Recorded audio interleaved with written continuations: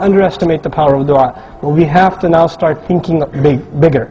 We have to start thinking, how do we solve this problem? How do we connect to our children? How do we open the doors of the masajid to make the children a better place? Of the people that are going to be watching this on video, inshallah, if your masjid does not have a basketball court, get a basketball court, a professional one. Raise the funds for that first before the chandelier. The chandelier can wait. It'll be off most of the time anyway, because you're going to whine that it causes too much electricity bills. So don't worry about the chandelier.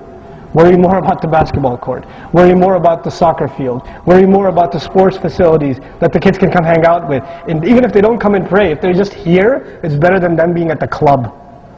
So let's be realistic, right? And for the girls, you know, have lounges or places the girls can hang out at the masjid, where they can just be by themselves and they can just do their homework there, talk to other Muslim girls there. So they're not at the mall. So they're not hanging out with non-Muslim girls. They have a safe refuge at the masjid. We have to start thinking like this, because this is America. We need refuge.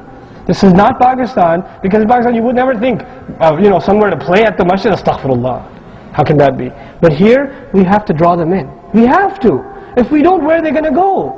Where are they going to go? So we have to start thinking, inshallah ta'ala, along these lines. May Allah Azza wa Jal make all of us sincere in our efforts. May Allah Azza wa Jal reward us for whatever little we get done. May Allah protect us, and especially our youth and our future generations, that they may become ambassadors of this deen in this land, and make this a permanent fixture, make this land a land of Islam when the time comes, inshallah ta'ala. Subhanakallahumma wa bihamdik, nashhadu an la ilaha illa ant, nastaghfiruka wa natubu ilayk, inshallah ta'ala. If anybody has any comments or questions, I'd like to I don't know if I have the answers for you, but I'd like to open it up for you guys, inshallah. Shukran lakum. Go ahead, akhi.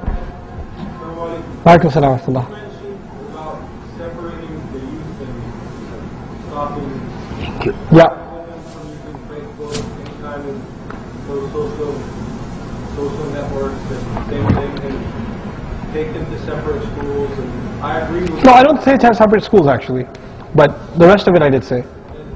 and then, but it's just delaying the cultural, or it's just isolating them completely from the American. No, it's not. I disagree. I'll tell you why. I'll tell you why I disagree. The issue is, you know, when I say have separate youth groups, are we isolating them? And, you know, look, there's no isolating you from America. You're here. And there's no way a child is not exposed to American culture. That's impossible. But at a certain age, children are more susceptible to certain temptations. Before they reach certain maturity, they're more susceptible to danger than other ages. Teenagers are very emotional, hot-blooded. They give in to temptation very quickly, right? They get angry quickly, they get seduced quickly, they get excited quickly, right? Everything happens very, very fast. This is the age where they're volatile. So we need to we need to handle them with care, is what I'm suggesting.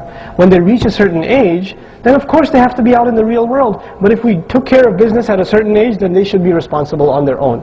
You can't shelter them their whole life. But at a certain age we need to guard them. There's this Western mentality of, or not even Western, it's a non-Muslim mentality, it's not a Western thing. Let the kids figure things out by themselves. They're smart enough. That's retarded. That's not, I mean, really? Let kids figure out what things on their own? Have you seen what's out there, what the kids are up to? SubhanAllah, you know? So on the one hand, it's not, I'm not saying that we turn this into like, you know, downtown Hyderabad or something. But what I am saying is, genders need to be separated for certain things. Facebook, my problem with it is, it's completely redrawn the lines of haya. So Muslim guys are getting on Facebook, and then some other girl from their MSA is also on their, she sends a message, can I be your friend? Already there's a very inappropriate line to click yes to, isn't it? So now she's your friend because they're on the MSA together. And now he's staring at her picture for 5 minutes. Nobody knows, it's on his laptop, nobody knows, right? I've seen this happen. I've seen guys, you know what they do? There's brothers from the MSA, they'll go to their laptop, they'll hit up Facebook or MySpace or whatever, and then they'll stare at pictures of Muslim girls. Oh, she's cute. That one, be my friend. That one, be my friend. They're doing this, you know, and then we're saying, oh, we're isolating. Well, let's take a step back here. Let's be a little realistic. I mean, you know, there are two extremes in our community now. One that says, let's turn this into something, let's turn America into something it's not. And on the other, let's forget everything about Islam and it's America, it's all good. Let's find a balance here, you know. So inshallah, that's at least that's what I'm suggesting. Wallahu ta'ala a'lam. Thanks for highlighting the problem. One more problem: we are by self responsible. I don't know what that means. Because only a couple of people who have not dish at home. Oh, like dish TV, you mean? Okay, I guess. Mostly people have dish, and even their kids' room. Ugh. They're watching Indian movies, if they're Indian, I suppose. Yeah. See, yeah. So this is actually a really serious problem. Control of media intake. There are some works by Christian groups. Look, I'm a realist. I'm not going to tell you watching movies is haram and listening to music is haram. And you've heard this enough times already, and it hasn't changed anything. So let's talk about it from a realistic point of view. Okay? The realistic point of view is this: there are some Christian groups who have the same concerns as we do. They're concerned that their children are watching sexual content in certain movies, and that they're exposed to explicit material, etc. And they've actually started developing programs like, for example, there's a program called, I don't know if it's still around, it's called Clean Flicks. Right? There's a Christian group that developed it, which is basically movies that come out in theaters and stuff. They take all the filthy language out and the filthy scenes out, and they cut them out, and they make DVDs, the clean, relatively clean version of that movie. Right? Now, this is what they're doing. I mean, these are Christians. They're not even Muslims. They're Christians. They're that realistic about this stuff. And I'm not saying endorse Clean Flicks, but I am saying our kids are watching stuff that they really shouldn't be watching. At a younger age, my suggestion is, this is at least something I do personally, it may or may not work for you. Our children, my wife and I, we get videos from the public library, like, Dora episodes, or, Barney, for the younger kids, or even cartoons from older times. Nowadays they're pretty disgusting, but older cartoons. We watch them the night before for censorship, and if they're okay, then they can watch that DVD the next day on Sesame Street or whatever. We don't let them watch live TV. We don't, because we don't know what's going to come on in the next second. You just don't know, right? You have a question or something? Just a comment. Okay.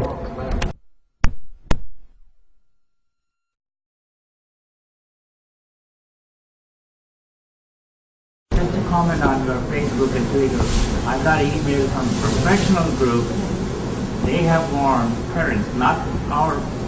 Yeah. This is a national problem now. It's a national problem. Yes, it is. Facebook, they have warned about parents and everybody. Yes, this is true. And there was this story in the Facebook also. The young girl hanged herself.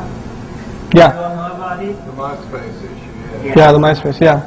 No, this is. I mean, actually, there are a few cases. There are a few cases like that. Even within the Muslim community, I know of cases. But see, that's the thing. We need to raise awareness of this issue. And then, you know how Allah says, وَتَعَاوَنُوا عَلَى الْبِرِّ وَالتَّقْوَى وَلَا تَعَاوَنُوا عَلَى الْإِثْمِ وَالْعُدْوَانِ. Right? And then Allah calls us to cooperate with the people of the book, not in Aqidah, but are there some concerns we share with them? There are. And in those things, this is a golden opportunity for da'wah. If we come up with solutions for youth, the problems in America, the problems our youth have are not Muslim problems, they're American problems. So the solutions we have to offer are not just solutions for us. Who are the solutions for? Everybody. So this is a doorway into the church, into the synagogue, to give da'wah to them and look at the solutions we have. Right? This is actually a doorway to that. Solutions to marital problems. The Sunnah has the solutions to marital problems that no other religion has. They don't have what we have. So, I mean, even sharing this with the people of the book is a means of da'wah to them. And so you have to start thinking along these terms, inshallah. You had a comment. And I don't know how we can get to the sisters if they have any questions or comments. I guess they could pass them in writing or something, and then make a paper plane and then shoot it over, inshallah, and then we'll try to catch it. Okay. One of the biggest problems right now that we're facing, as you mentioned in your speech, are common techniques and taboos being created for children. Yes. My son is in 5th grade, and he was shown a documentary, or he was shown a video of interaction with sexuality. But we don't have anybody in our society. We don't take initiative, and we have left it behind on the hands of non-believers. Yes.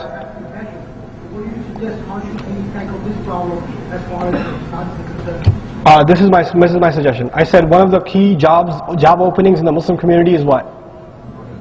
Youth directors. Here's the second key job opening.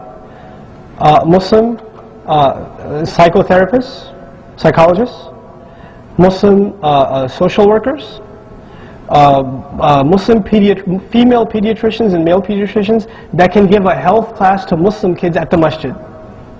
Instead of taking a health class at high school or at the documentary that they're going to watch there, that they get it from the Muslims themselves in a proper fashion, right? This is absolutely critical. It's absolutely critical. We don't have these resources right now. Now there are people that are doing this, but they're kind of doing it on their own. And the masajid are doing their thing and they're doing their thing. We need to find these people and we need to support them. We need to help them out because they're doing our work for us. They really are. So these are the openings that we need to create. I don't know, you may find my comments controversial, Allahu A'lam, but I have to say what I'm convinced of. You don't have to take it. In my opinion, just because someone has a degree in Sharia does not mean they know how to deal with a teenager. Nor does it mean that they know how to deal with somebody's family problems. Memorizing a bunch of hadith does not mean you're a counselor. Counseling is something else. Quran and Sunnah is something else. The best form is when you have a scholar of Islam who is also a counselor. But just becoming a scholar of Islam doesn't necessarily turn you into a counselor. It doesn't necessarily make you capable of dealing with people's problems to the point where it may even be the case that you're an imam and you're a scholar, but you have people problems in your own family. That happens too. That happens too. Why does it happen? Because we're not looking for those qualifications. Right now we have this problem of interaction with people, and it's a certain kind of alim that we need. Alim that can deal with the family problems of the community. Right? This is the need of the hour. So our ulama, one of the things they need to do as a service to the ummah is they need to study psychology. They need to study, family counseling. They need to become certified counselors, in addition to being ulama, so they can bring these two things together. Their knowledge of Quran and Sunnah, and the knowledge of how to deal with these kinds of things. Right? This is absolutely critical. This is absolutely critical, and it's not happening for the most part. Very few things that are, there are a handful of ulama that are psychologists. Handful. I could count them maybe on one hand. In the country. You know how many Islamic centers we have in the country? And how many people there are to talk, and just one thing, just to give some perspective, the projects that are going on that we should support, in my opinion, Nasiha Project. Remember this phrase, Nasiha Project, okay? This is a group out of Canada. They started an 800 number that that youth can call if they're having problems. Anonymous 800 hotline for Muslim youth that are having problems. They want to talk to somebody, right? So they started this hotline. They started it about almost a year ago, and they put a documentary out after the first month of operation. In the first month, they got 20,000 phone calls. In the first month. And they took statistics on the phone calls they got, like this percent, like it was like 27% were talking about, having relationships with a boy or a girl without their parents knowing. Some other, like 30% were talking about drug abuse. Some were talking about family abuse. So it was like 16% of the calls they got were about suicidal teens. Suicidal Muslim teens. At least now we know. And it feels bad to hear, but at least we know. We know what's out there. So projects like that need to be funded. We need to support them. Because this is the stuff we need. And I'm embarrassed that happened in Canada. It should have happened here first. We should have come up with that first. But if it's there, we should support it. We should say, this is what needs to be done. How do we help you? So this is, I think, the direction the community has to now take. Our heads need to come together when this is a common concern. And I share this with you because, Muslims come from all different parts of the world into the country. Every masjid is so cosmopolitan. We have so many different backgrounds and thought processes and agendas, etc. Everybody's got their own agenda in the masjid, but this is one agenda we can all agree on. What do we do with our kids? That's one agenda nobody will disagree with. So let's unify ourselves on this one agenda.